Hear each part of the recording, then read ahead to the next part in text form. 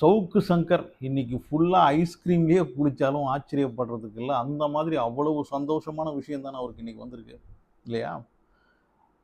Arun IPS லஞ்ச ஒழிப்புத்துறையுடைய தலைவர் அந்த பதவியிலிருந்து அவரை மாற்றிட்டாங்க. போலீஸ் அகாடமியின் தலைவராக மாற்றிருக்கிறாங்க. எங்கேருந்து எங்கே தூக்கிட்டு வந்து போட்டாங்க பாருங்கள். இந்த அருண் ஐபிஎஸ்ஐ அந்த அளவுக்கு விமர்சனம் பண்ணவர், அவரை எப்படியாவது இந்த லஞ்ச ஒழிப்புத்துறையிலேருந்து மாற்றணும் அப்படின்னு போராட்டம் பண்ணவர் நம்ம சவுக்கு சங்கர். அந்த சவுக்கு சங்கருடைய அந்த மிகப்பெரிய விருப்பம், ஆசை இதெல்லாம் இன்றைக்கி நிறைவேறியிருக்கு அப்படின்னும் போது ஐஸ்கிரீம்லேயே குளித்தாலும் ஆச்சரியப்படுறதுக்கு இல்லை, அப்படி தானே? அருண் ஐபிஎஸ்ஐ பொறுத்த வரைக்கும் கொஞ்சம் அடாவடியான ஒரு மனுஷனாக தான் இருந்திருக்கிறாரு. குண்டாஸ் ஆக்ட் எல்லாம் கொஞ்சம் தேவையில்லாமல் பயன்படுத்தியிருக்காரு அப்படின்னு சென்னை உயர்நீதிமன்ற நீதிபதிகளான ஜி சுவாமிநாதனும் அப்புறம் லக்ஷ்மி நாராயணன் வார்ன் பண்ணியிருக்கிறாங்க. ஏன் சட்டம் ஒழுங்குக்கும் பொது அமைதிக்கும் வித்தியாசம் தெரியாமல் இருக்க, இத்தனை வருஷமாக இந்த ஃபீல்டில் இருக்க, தேவையில்லாமல் இதுக்கு குண்டாஸ் ஆக்டை எல்லாம் பயன்படுத்துறீங்க அப்படின்னு ஏற்கனவே இந்த நீதிபதிகள் இவரை கண்டிச்சிருக்கிறாங்க. ஸோ இப்போது லஞ்ச ஒழிப்புத்துறையின் தலைவராக இருந்த அருண் ஐபிஎஸ் போலீஸ் அகாடமியின் தலைவராக மாற்றப்பட்டிருக்கிறார். இதனாலேயே சவுக்கு சங்கர் ஒருவேளை அருண் ஐஸ்கிரீம்லேயே குளித்தாலும் ஆச்சரியப்படுறதுக்கு இல்லை.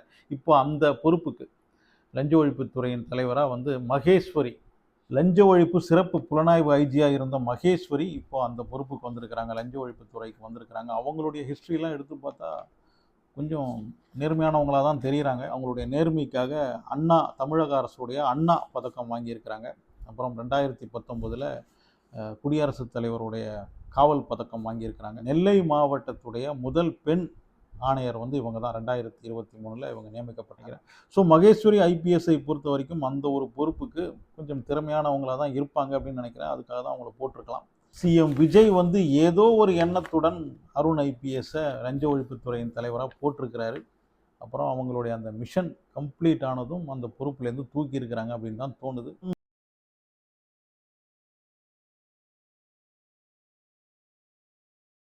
சிஎம் விஜய் அவருடைய பெரம்பூர் தொகுதிக்கு இன்னைக்கு அடித்த விசிட் நிறைய பேரை சந்திச்சிருக்கிறாரு. ரொம்ப சந்தோஷமாக மனுஷனை பார்க்க முடிஞ்சது. அதுவும் அந்த காஸ்டியூம் எல்லாம் ஒரு ஹீரோ லுக்லேயே போனார். அதை தான் ஒரு பெண் கூட சொல்லியிருந்தாங்க, ரொம்ப அழகாக இருக்கார் அப்படின்னு.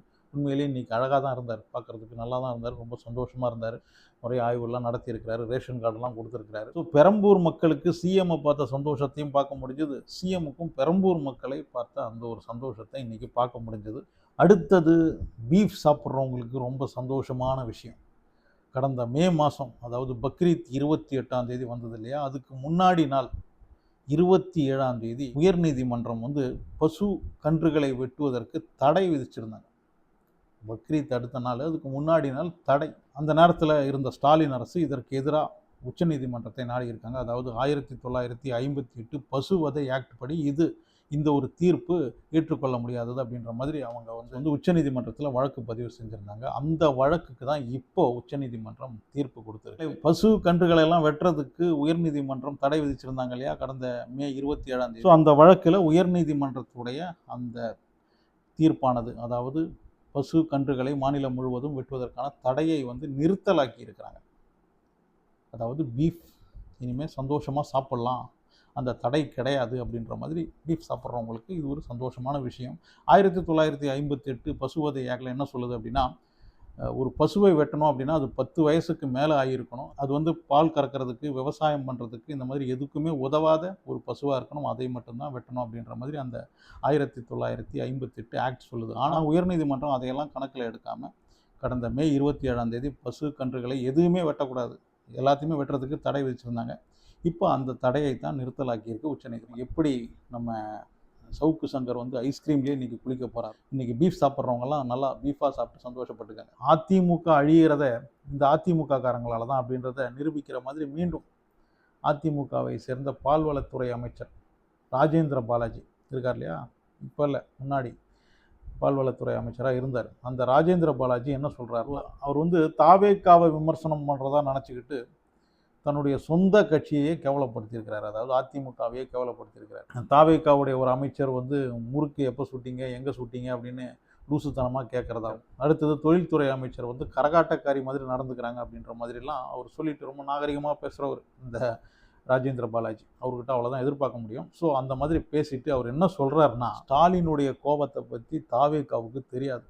அவருக்கு மட்டும் கோபம் வந்துடுச்சுன்னா தாவேக்கா இருக்காது, அவருக்கு கண்டிப்பாக கோபம் வரணும் அப்படின்னு ராஜேந்திர பாலாஜி, அதாவது அதிமுகவை சேர்ந்த, அதிமுகவின் முன்னாள் அமைச்சராக இருந்த, பால்வளத்துறை அமைச்சராக இருந்த ராஜேந்திர பாலாஜி ஸ்டாலினுக்கு கோபம் வரணுமா? அப்போ உங்கள் கட்சியில் இருக்கிறவங்களாம் என்ன பண்ணுறாங்க? உங்கள் கட்சியில் இருக்கிறவங்களுக்கெல்லாம் இந்த கோபம் சூடு ஸ்டாலினுக்கு வரணும். பேசாமல் நாங்கள் இணைஞ்சிட்டோன்னு சொல்லிட்டு போங்க, அதான் நல்லது. உங்கள் கட்சியுடைய பொதுச் செயலாளர் வந்து இபிஎஸ்ஸா இல்லைன்னா ஸ்டாலினா? அதை முதல்ல சொல்லுங்கள். நீங்கள் ஸ்டாலினா முடிவு பண்ணிட்டீங்களா? இனிமேல் நாங்கள் 2 பேரும் இணைஞ்சு ஸ்டாலினை தான் பொதுச் செயலாளராக எங்கள் கட்சிக்கு போட போகிறோம். இது வந்து இனிமேல் அதிமுக கிடையாது, இது திமுக தான். அதிமுகவும் இனிமேல் திமுக தான் அப்படின்ற மாதிரி நீங்கள் முடிவு எடுத்துட்டீங்களா? எனக்கு தெரியாமல் தான் கேட்குறேன். அதிமுக அப்படின்ற அந்த ஒரு கட்சி இப்போவும் இருக்கா?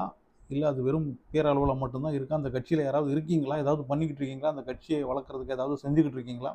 இல்லைன்னா ஸ்டாலின் கிட்ட ஒப்படைச்சிட்டிங்களா? அதை முதல்ல சொல்லுங்கள். ஸ்டாலினுக்கு கோவம் வரணுமா?